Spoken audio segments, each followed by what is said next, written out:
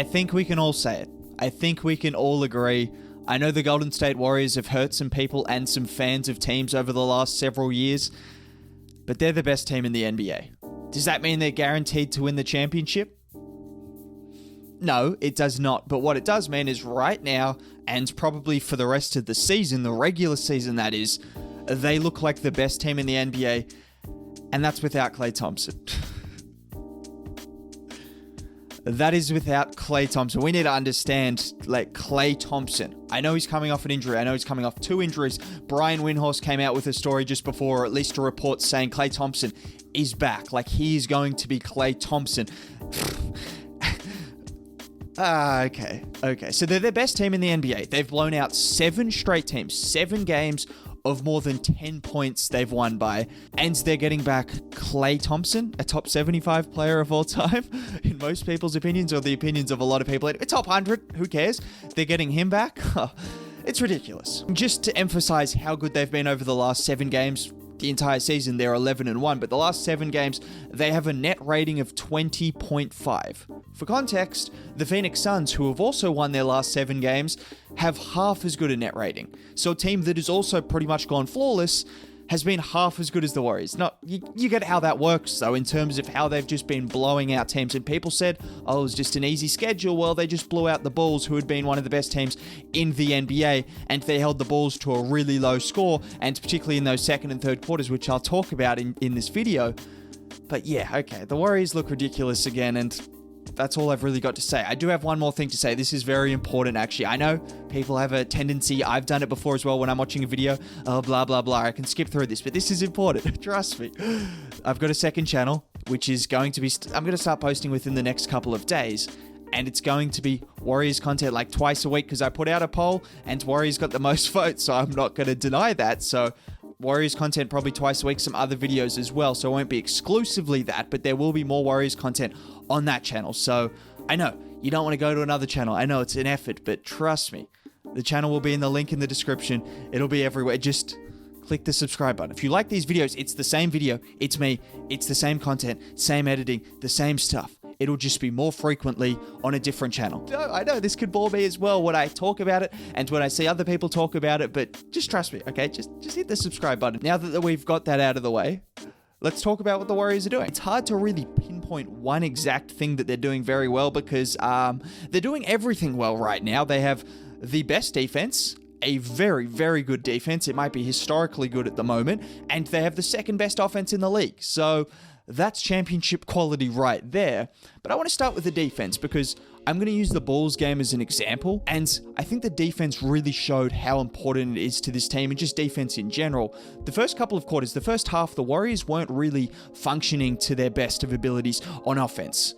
They just weren't. They were a bit sloppy with the ball. They were forcing turnovers. They were forcing passes. They had 7 turnovers in the first quarter. I think they only had 1 or 2 in the second quarter, but in general, they weren't playing their best offense. However, they were still able to get a lead, because defensively, we forget. And this has been the case for the Warriors for years past. Even when they won all those games in 2015-16, they had a fantastic defense as well. And they've got a fantastic defense right now. They were able to keep the Chicago Bulls, particularly in that second quarter, to 16 points.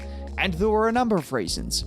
Gary Payton II continues to impress. Zach LaVine only took 2 shots in that second quarter. They were playing a box and 1 on him, and Gary Payton just wasn't allowing him any space. He ripped the ball off him on one occasion and did a reverse dunk just like in-game, because why not? Because you're Gary Payton II and you have the best hops of like all time. I don't know where they come from, but he's an alien when it comes to hops, so he did that in-game. And in general, he's been really impressive on the defensive end of the floor, as everyone has mentioned, but for good reason, because the man is genuinely making that impact. You look at Alex Caruso on the Bulls and what he's been able to do. Gary Payton II is making that similar kind of impact. He's also been making some shots as well, which has been impressive. Andrew Wiggins was good defensively. Obviously, Draymond is always. We know Steph Curry has really been good defensively this season. But in general, also the rebounding in the second quarter. They had 10 rebounds between Wiggins and Kevon Looney. Actually, 14 between Wiggins, Kevon Looney, and Draymond Green. This second quarter, after a slow start offensively, You could have forgiven the Warriors. Oh, they've won so many games to start the season. They could just put their foot off the gas. But the Warriors were not keen on doing that. They started sloppy offensively, but defensively, they made up for it. And over the next quarter as well, they kept the Bulls below 20 points. To keep the Bulls, a team that had been a top 10 offense with Zach LaVine, Lonzo Ball, DeMar DeRozan, below 20 points in 2 straight quarters?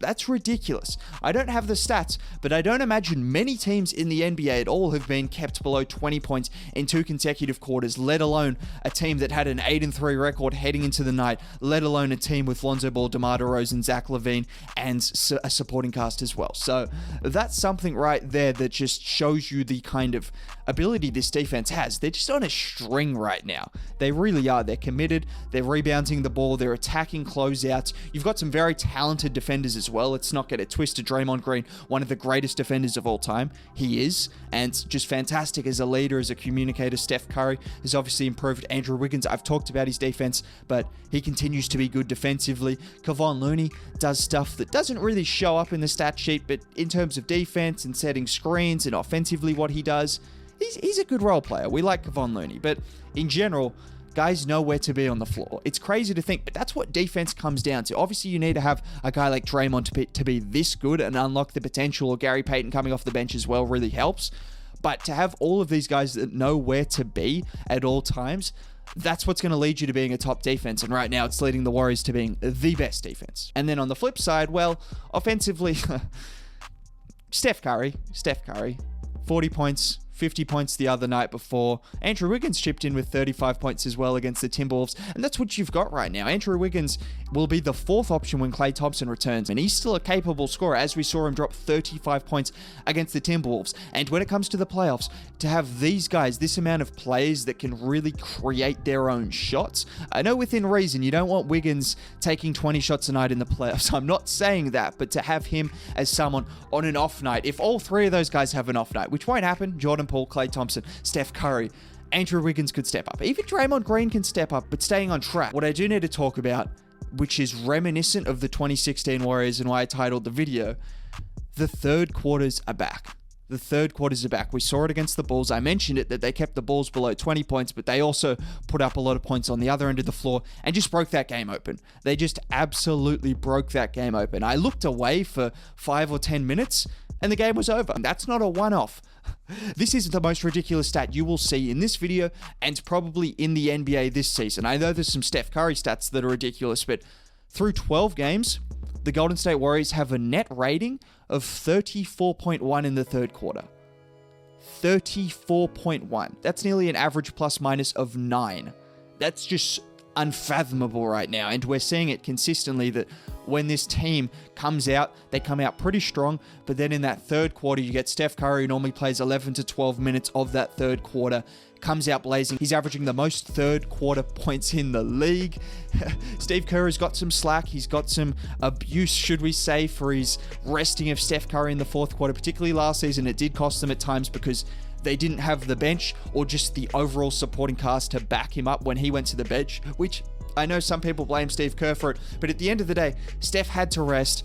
They just didn't have the players around him. That's what it came down to. Maybe Steve Kerr could have done a few different things. Sure, I understand that. But right now, they've got the supporting cast. Jordan Poole, we've seen him have a few good fourth quarters. We've seen Damian Lee, Gary Payton II, as I've mentioned, Nemanja Bjelica. The list goes on and on. They've got all of these guys that are contributing in the fourth quarter, contributing all throughout the game. But when Steph is on the bench, all of a sudden they're not a wreck. And even more importantly, when they're not as good offensively, because they're never going to be as good offensively when Steph goes to the bench, they're really doing something defensively. The third quarters of the Warriors that were so devastating for those years where they were so incredible look to be back. I also want to give Steve Kerr a little bit of credit just for the simple fact that he never really gets any credit. He didn't get any credit for the championships really at all. It was, oh, Mark Jackson created this team, and then how can you not win with Kevin Durant, which there's some truth to the Kevin Durant part. That team was just ridiculously talented, but at the same time, you still have to manage personalities, and you still have to get people in the right spots, and you still have to make the team as good as it was, and he did that.